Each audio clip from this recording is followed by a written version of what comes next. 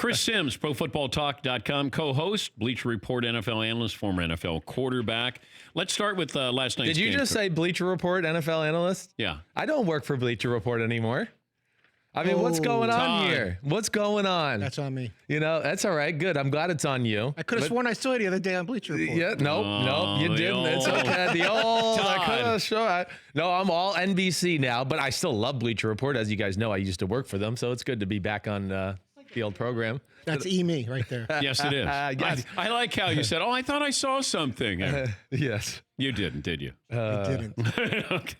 It really makes me feel better that it's on him, too. Yeah. I feel good about that. All right. Last night's game, the new the pass interference rule. Yeah. All right. What should the audience know going into this season about this new rule? I mean, that I think it's going to slow down the football game. That's what I think they should know. I mean, ultimately, again, it was a shame what happened in the NFC Championship game. We all get that. I mean, it was, borderline criminal what happened to the Saints and everything. But it was one time in 53 years, okay? And we've changed the scope of the game. We're going to have a lot of these moments where, let's go back and look. Ooh, there was some hand fighting. I don't know what's going to happen. So to me, that's the biggest thing. I don't know if there's any, underlying factor that this is going to be an unintended consequence other than I think it'll slow the game down and it's going to bore me. And it did last night a few times. And we're going to see this all through the preseason because I think the coaches are going to be very aggressive throwing flags to kind of see how it's handled by the referees and what they can and can't get away with after the replay. All right, let's look at both sides of the ball here. Yeah. If you're a defensive coordinator, right, what are you telling your defensive backs with this new rule?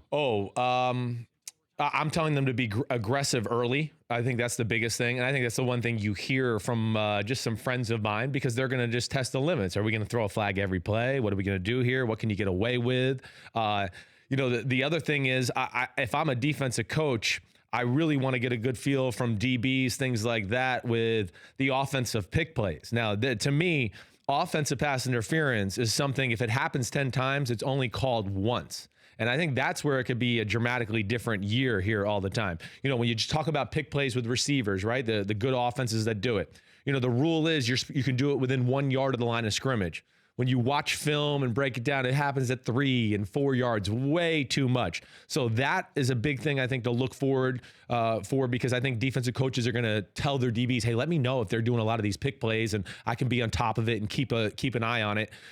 Two, I think offensive pass interference on those 50-50 balls, more times or not, when we watch and we go, ooh, that was a great catch, they do get away with the push or something that the defense doesn't get away when they do the same type of thing. But what do you think if you're a wide receiver, how do you take advantage of this? I don't know if there's anything that I can look at to go, I'm going to take advantage of this. Because I would welcome contact. If I'm a wide receiver, right, I want you to knock me over. I'd get in your way because you're going to be overly aggressive. I want to make you pay for that over-aggression. Yeah, well, okay. All right, so you're saying in what way, though, to make you pay in that over-aggression? So what, they run them over? You're just saying then I want... going for a ball. So are you afraid we're going to see like NBA soccer style, maybe even flops a little bit? Yes. I think that's a good point, Dan. I mean, I'm not going to lie. I haven't thought about that a whole lot, but you're right. You're onto something there. Yeah, and it feels like that we didn't need to get to this point, in my opinion. No, I'm with you. I'm with you, man. And I still go back to... If you have an all-star group calling this, right, and I think you're more nervous. Let's say we don't work together, but then we're in a big moment. Are you going to say, hey, you made a mistake here? The dumbest thing going on in the NFL right now. Don't give me all-star crews, right, with different guys that haven't worked together. I should rephrase that. Don't give me all-star referees and then put together a crew. Give me the best crews. That's what we should have in the playoffs. Here's the crew that graded out the best, and they're going to do it. Again, I'm with you there too. There's going to be more communication. They're going to figure out how the game's being played, and I think that somebody would have said to that official, hey, we messed that up. Yeah, we need to look at that. I think let's huddle. And I think that they could have corrected that in the moment if it was a regular team. And maybe I'm giving that regular team the familiarity with each other, and ego doesn't factor in because this is about we're the best. Yes. Oh, you're going to correct me? Right. No, I know. And then you don't know the guy either, and there's no personal relationship there. I'm with you. I think that's a very valid point too. You're on fire here today, big guy. All righty. Aaron Rodgers apparently is overrated. Okay. By who? Bucky Brooks put out an article and said that I guess the performance doesn't match the adulation here. Sure. Well, okay. And I said Aaron Rodgers is overrated. From that standpoint, we've made him out to be the greatest quarterback of all time. Yeah, I hear you. I know. Well, I've been fighting this argument for 6-7 years. When people go, "Well, Green Bay's a Super Bowl contender," and I go, "Are you kidding me? Have you looked at what? Because 12's the quarterback?" But you're first team all Rodgers. I am first team all Rodgers. I get that, and I understand when you look at it just from the statistic standpoint, and sometimes some wins and losses, and you go, "Oh gosh, yeah."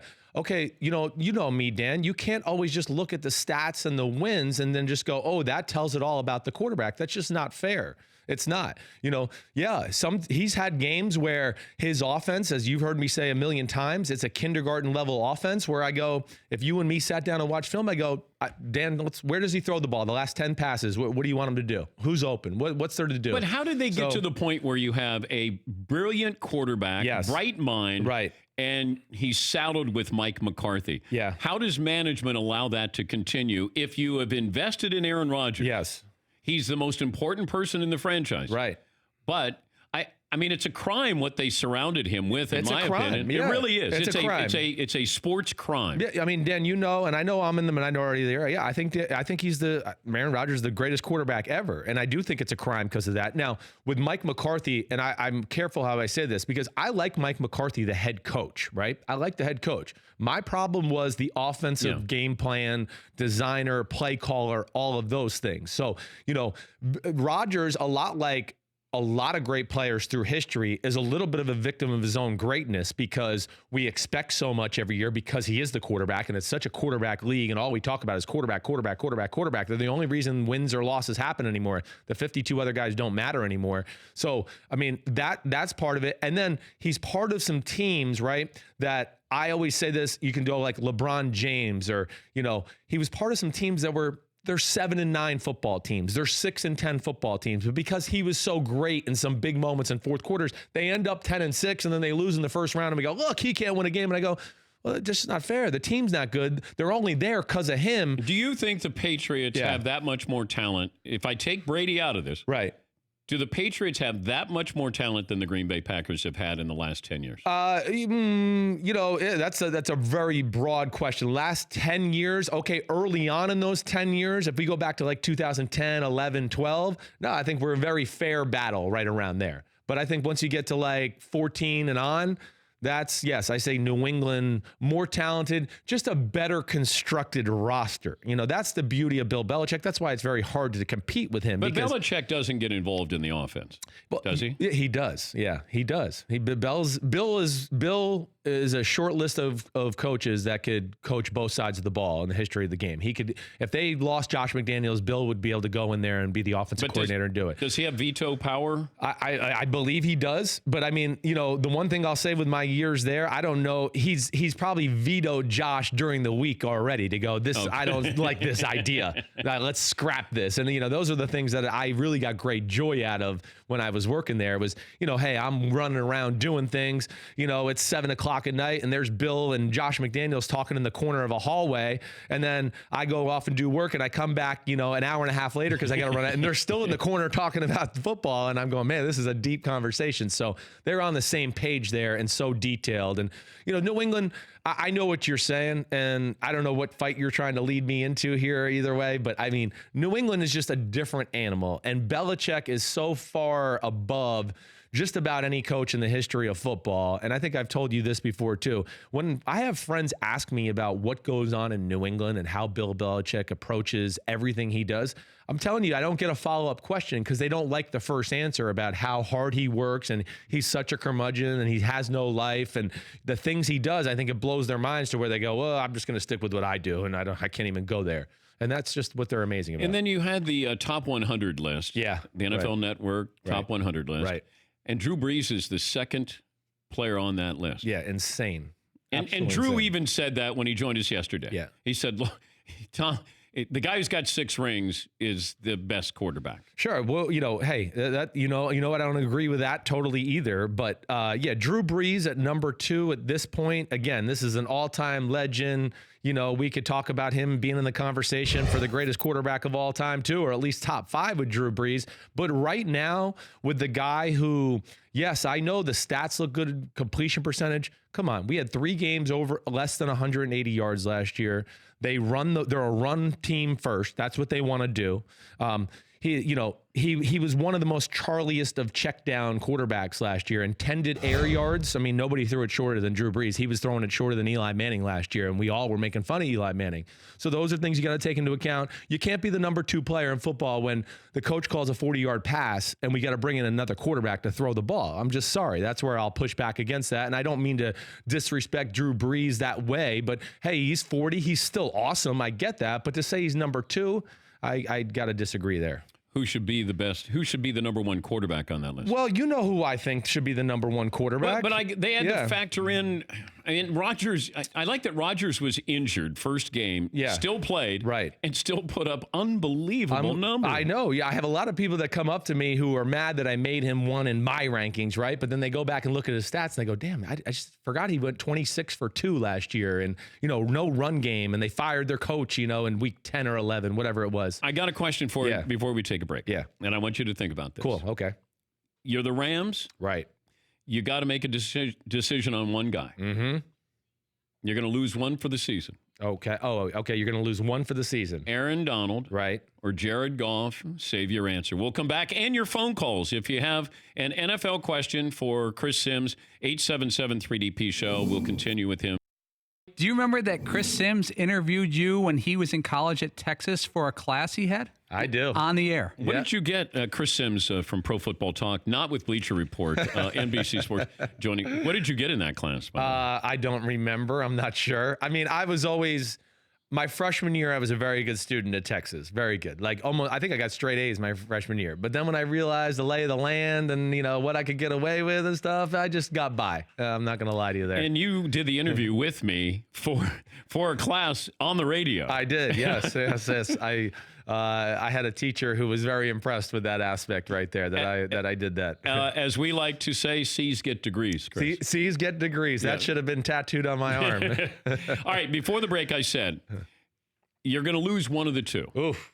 It's a great question. Jared Goff or Aaron Donald. Yeah. Now, Aaron Donald, I guess, is the best player in the NFL. He's definitely in that discussion. Okay. There's no doubt about that. Jared Goff is probably not in your top 10 with quarterback. No, he's not. He's in the top 20. Okay. I think I had him at 19 there. So it's a great question. I would say Aaron Donald without even thinking twice, but there's one little tidbit I think we got to take into account. And I mean, you might know this a little.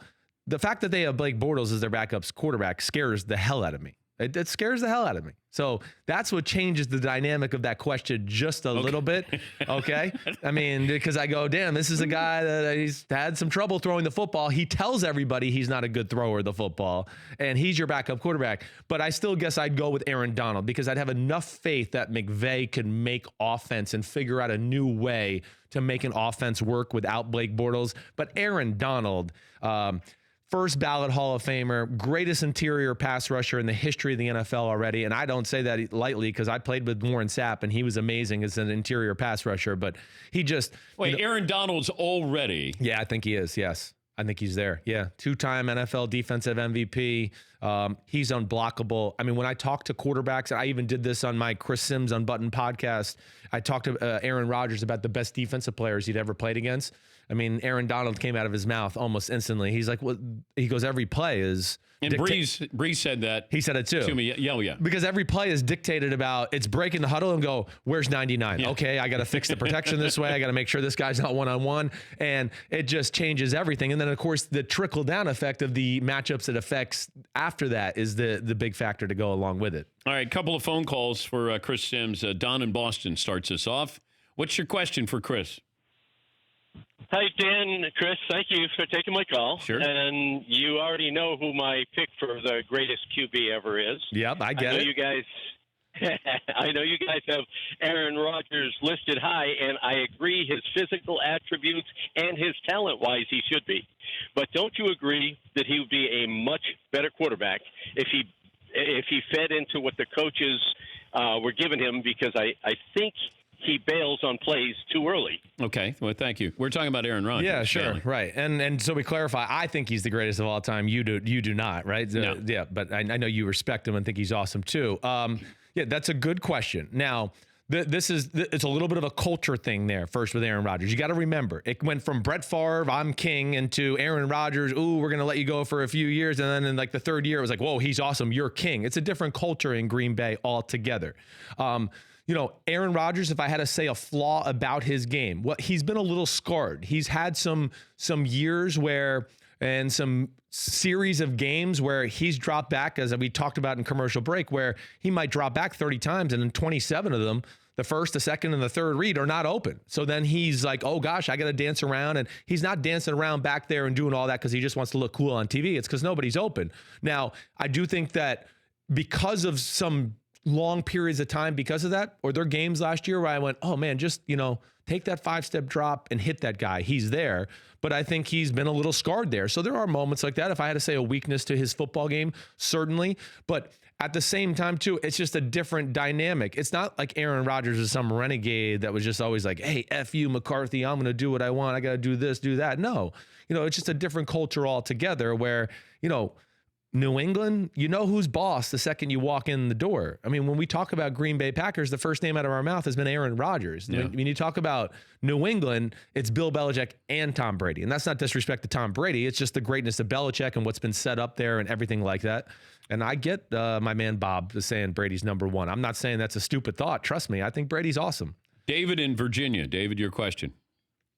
My question is as my Miami Dolphin fan, is Flores taking enough from the Belichick tree that he might be successful where other Belichick disciples definitely weren't? I love the fact he fired his offensive line coach. Right. And it looks like he's going to hold people accountable down there. I know it's not going to happen this year, but give him 3 years. Do you think we get enough Belichick out of him to build a winning team? I totally do. I'm a huge Brian Flores fan. Known him for a long time. Not shocked that he's already making the team run when they mess up a fumbled snap or whatever it is. That's Belichickian in itself. Not shocked that he fired the offensive line coach if he didn't feel right about it. He's got guts. He knows what he wants. He's tough as hell. He is made to be a head coach. And my big thing with a guy like Brian Flores, I know there's a lot of talk out there, New England, the coaches that have come out of there haven't had great success. I get that. First off, I think Josh McDaniels will have great success when given that opportunity again. I was in Denver with him at that time.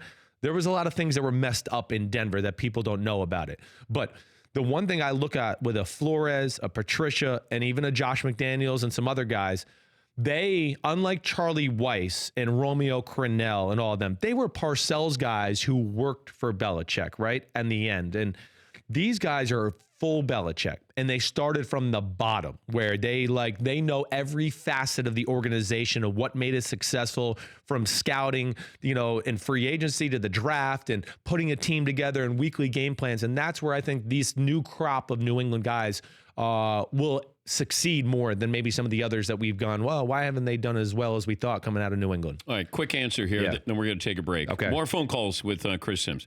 Would you start Ryan Fitzpatrick or Josh Rosen? I wouldn't be afraid to start Ryan Fitzpatrick early. I'm not shocked that Fitzpatrick's in the lead right now. I mean, this is a guy that's a journeyman. He's been in this offense a little before. Josh Rosen's young, it's second year, and it's a tough offense if you don't have a base about it. So Fitzpatrick, this team, they're not going to the Super Bowl. So if they want to start Fitzpatrick early and let him take the lumps of the team kind of getting their feet underneath them, they go 2-4, then you can see Josh Rosen from there and see if he's your guy for the future. For more Dan Patrick Show, tune into Audience Channel 239 on DirecTV.